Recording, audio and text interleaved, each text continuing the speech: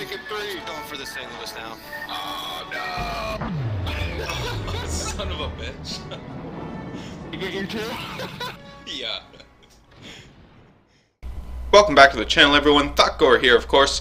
Today we have two replays. The first one is in the Marblehead, obviously, and the second replay we're going to have today actually has a bit of music to it. So once we get to that point, we'll let the music take over. But anyway, for now, bit of an update. You know, I made some decisions here on the subscriber giveaway, so I've got some decisions hammered down. So this video is by no means like, you know, an official announcement or anything like that. Just want to share with you what I have nailed down as of now. So just in terms of when the contest will, when the contest will start and when it'll end, the contest will start on February 21st. And then I'll have it end on February 27th. So that is going to give a full 7 days just to whatever, you know, I haven't nailed down the actual contest itself as of yet, but just give a full 7 days there to get that accomplished. Basically what it'll entail is probably just submitting a screenshot, right? It'll be the entry, and then prizes, the overall, once winners are determined and whatnot, prizes are going to be given away on Thursday, March 3rd. So that's the plan anyway as of right now in terms of time frame. But like I say, this is by no means you know, an official announcement, just sharing with you what I have. Yeah, I don't know what that guy's problem was, but whatever.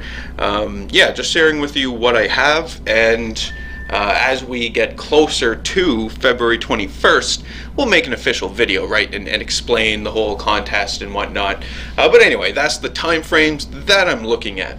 So, getting into the replay, like I said, in the Marblehead, we're on Solomon Islands. I'm coming to the north. You know, the whole purpose behind this replay here is just to get money. That's the only reason generally why I'm in my Marblehead, is to farm money out of it, off of her, because she makes a bit of money here at tier 5. I love this cruiser. I know you all know I love the cruiser, but can't say it enough. This Marblehead is amazing in my opinion anyway. We'll see though what happens to her. I'm interested in seeing what happens to her once advanced firing training, once modifications are made to that, right, in the next upcoming patch, assuming that those changes are made. I'm really curious to see what will happen to her, because right now I do have advanced firing training on the captain, so it brings, because I think the stock range on this Marblehead is 12 kilometers, so yeah, fairly bad, right, not so great. But with advanced firing training, you can get it up, I think it's 15, almost 16 kilometers, so that's not too bad at all at a tier 5 level. 12 kilometers is definitely manageable. I can definitely do it. I mean, I did it for a while, right, in order to get that 4th commander skill on the captain for the ship. But yeah, right, yeah. Mixed feelings on that one. Anyway, ram into this guy, St. Louis. Yeah, I didn't see him at all. I'm sorry, buddy. But I was turning because, you know, I really didn't want to fight into the middle there. I don't like fighting down that middle, at least not this early in the battle. I just, yeah, if I don't have to, I'm not going to. What I like to do is come up here to the north, play around this little opening here, and kill any enemy ships that decide to make their way beyond the island, just like this enemy right now, right? So we're just going to immediately start pumping shells into the Kuma. We're obviously firing armor piercing, because it is in fact a Kuma, and he's very, very close to me. So you can see the amount of citadels I get off of him right away, right? I mean, that first salvo alone took out his engines and really slowed him down, messed him up, and in fact, there we go, he is gone. So I managed, what is that, 6 citadels from him and got the first blood. So that's not too bad at all. You know, that's what I like to do. Any ship that pushes beyond the headland here into this little opening between the two islands, right, into this little channel, if you will, any ships that decide to push into there, I want to start killing. Plus, this is an excellent position to defend B, right? Because as you know, a lot of people and teammates will go into B.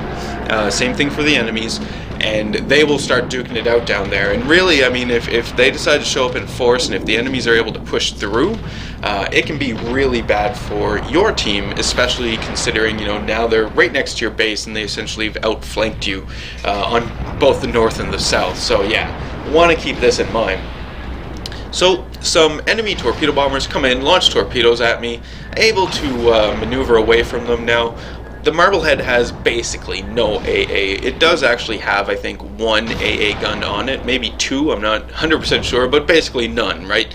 So it's really not great when it comes up against planes. So you need to keep this in mind. Now, I got really lucky there, right? Because the torpedo bombers, the ones that came at us, were going for the St. Louis, not me, which meant that I could easily avoid those torpedoes. And if you notice the dispersion on the torpedoes, the torpedo captains seemed to be rattled, so their aim wasn't very good. Or maybe that was just an auto drop. I'm not 100% sure, don't really play carriers, but whatever, it doesn't matter. In terms of the center, I mean, there's not a lot going on over there at the center, so that's fine. I don't necessarily need to stay in position to defend it if need be.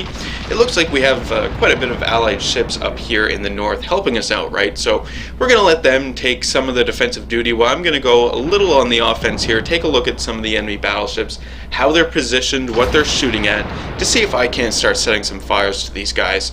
This is really risky though, obviously, right? Even though I'm shooting at this enemy Wyoming doesn't seem to be focused on me. There is the second enemy Wyoming, right? We saw him. If he decides to attack, it could be tragic. Now, what we don't see here, but you would notice on the mini-map, is that I'm in a big turn just to get myself back into cover. Essentially, that's all I did, was come out, big turn, back into cover, and I get lucky while doing this. Generally speaking, when you do this in a cruiser, you can expect to take some shots. Probably take a bunch of damage, right? You can see the enemy Wyoming in the distance finally realized what was going on there and starts putting shots into me, but it's too late. I'm moving in behind cover. And now this is an excellent opportunity for me to start focusing on the first enemy Wyoming, right? I can use the cover off the port side in terms of the smaller island, use that to block me against the second enemy Wyoming while I take out the first guy here, who's in a retreat now. He's on fire, right? We're below half health on him, so yeah. This is going to be awesome. Now, as well, in the Marblehead, because the firing arc is... well, it's not as high as the other American cruisers, but it's high enough that at distance I can still shoot over this landmass here without having to worry about incoming shots from that Wyoming. Now, we are moving into position now, right, with my my ally Wyoming. Now, I was really hoping that the ally Wyoming here would start taking the brunt against this other Wyoming that's at full health, basically, right? We just have to finish off this guy over here. He's gonna burn to death anyway. He's almost gone.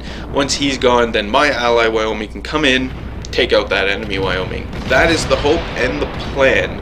Now, enemy torpedo bombers on the way in, so gonna have to maneuver out of this situation, right? Hopefully my ally Wyoming will be all right. He probably took a few torpedoes, but hopefully, he's going to be able to survive. And in the meantime, we are all focusing on this Wyoming, and it's going pretty well. I mean, there's myself, another cruiser, we've got our Wyoming with us, so there's a lot of ships here focusing fire on this enemy Wyoming just to get them gone. Need to get them gone, right? Because once this guy is gone, we can start pushing south into their base. More torpedoes are coming in. There are 2 enemy aircraft carriers here, keep in mind, so really need to avoid those torpedoes. Luckily, I'm able to do so, but again, concerned about my ally Wyoming, right? What is he doing? Where is he? Is he still alive? And then suddenly, there we go, enemy destroyer. Need to start engaging this guy, so it's a Nicholas. We're at tier 5. This is, a Nicholas is a great destroyer. At least I found. I enjoyed playing her. So gotta take this threat seriously. Luckily for me, my ally aircraft carriers all over that, right? Blam. Nicholas is gone. Enemy Wyoming is gone as well, so fantastic. Let's start pushing south. We'll just push right in here to the south and see what we find protecting the enemy base. So there is an enemy Wyoming right up front, right? We can see him here. And just immediately start engaging this guy. But I'm engaging this guy bow on, right? I'm just going forward because I want to get closer. I want to take a look to see what's going on.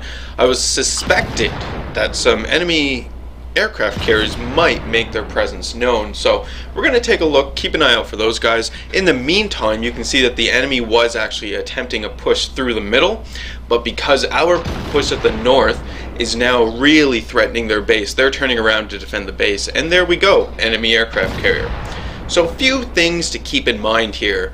Enemy ships that were actually in the channel where the middle B point would be, right? There was an enemy Wyoming, enemy St. Louis, I believe. There was also another Wyoming that went behind some cover. If you recall, we were shooting at them when we first started pushing down here. So these guys are everywhere, right? And right now, all I can think about is the enemy aircraft carrier. That's all I see.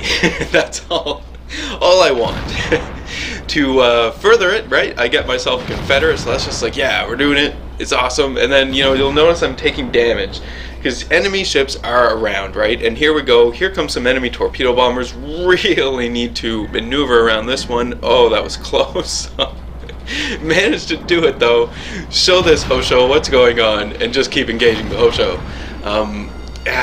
It was risky. This was really risky, and generally speaking, I wouldn't recommend doing this. Because, I mean, the enemy battleships, right? And I was really not concerned with those guys at all, and I don't know what they were doing because I'm basically broadside to one of them right now anyway. More enemy torpedo bombers on the way in, right? That was from the enemy Langley, so those were American torpedo bombers. Managed to dodge those torpedoes. More torpedoes coming in from the Hosho here. Managed to dodge those as well, so that is not too bad. And finally, if you would have noticed, the enemy Wyoming start engaging me. I don't know what they were doing, why they didn't engage me right away, but whatever. The Hosho is almost gone. I can start turning away to give a better angle for myself and my defense against the enemy battleships while still putting shots into the Wyoming. The Marblehead here, much like the Omaha and the Murmansk, you know, basically guns all around her. So it doesn't matter where your ship is pointed, you're always going to be able to get some sort of gun on target, assuming it's in range, right? So a few more shots left. There we go. We finished off the Hosho. Fantastic. Moving on to the Langley now, but take a look at the enemy points remaining. Only 61 enemy points remaining. They're not having a great day. So if I can finish off the Hosho here, or sorry, the Langley here, we can win this. It's at this point in time, though, I'm sort of thinking to myself, you know, Thotgor, this is usually the time, right, where I get really greedy and I end up dying and end up ruining the whole thing. So, taking a look around, enemy Wyoming, he's really, really close, and I had basically ignored this guy the whole time. Luckily, I do have some allies who are keeping him busy, which explains why he wasn't necessarily engaging me right away. But now I can't let this guy stick around, right? So I'm going to start focusing fire on him with my allies. If we can get this enemy battleship gone, then we'll win as well. Allied torpedoes are coming in from my torpedo bombers. He's on fire. I think that's 2 fires, so just a bit. There we go. And he's dead. And we have victory. Fantastic. This was a pretty great game because I really enjoyed the teamwork, you know, that brought us from to the north and then down into the enemy base. That was really great to see. Not too bad at all, right? First blood and a Confederate earned. Citadels on the Kuma, so that was pretty great. Number of hits. Overall, we'll take a look at overall results here once they pop up. You can see that I am top of the team overall, so that's not too bad. Damage done, we're looking at about 102,000 damage done, and then, you know, walk away with over 200,000 credits, so that's always fantastic. So, next clip. Moving into the next clip, like I said, we're going to have some music in this next clip here. So this is a clip submitted by Puddahead in his Dresden at Tier 2. It was a pretty great game. Like I say, pretty fast pace, and I was just watching it, you know, and I've been listening. If you like the Kinks, if you know who the Kinks are, then you're really going to enjoy this this bit. So I've been listening to a lot of Kinks lately, and I thought, whatever, what the hell. So without further ado, we'll let the music take it away. Now I wanna tell you a little story about the old demon alcohol. Yes, indeed, my little chickadee. It's a sad and woeful story about a middle-class executive who enjoyed a life of prominence and position.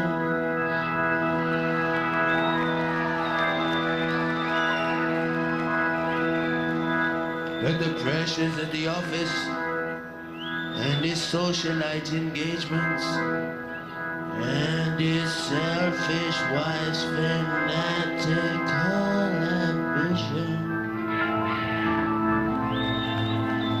turned him to the booze.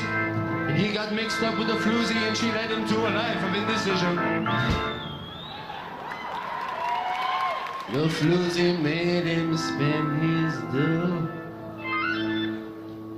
She left him lying on Skid Row.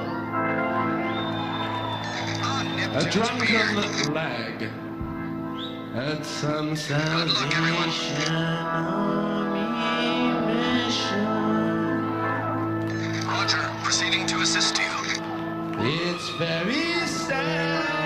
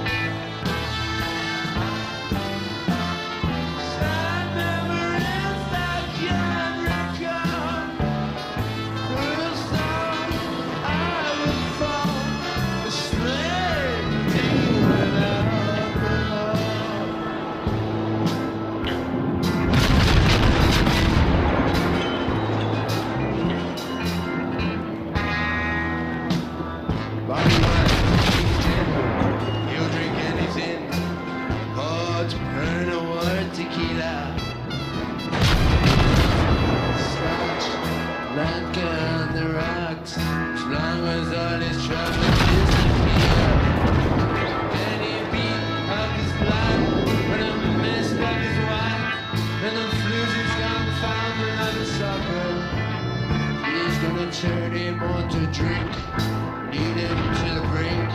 When his money's gone, she'll leave him in the gutter. It's very sad.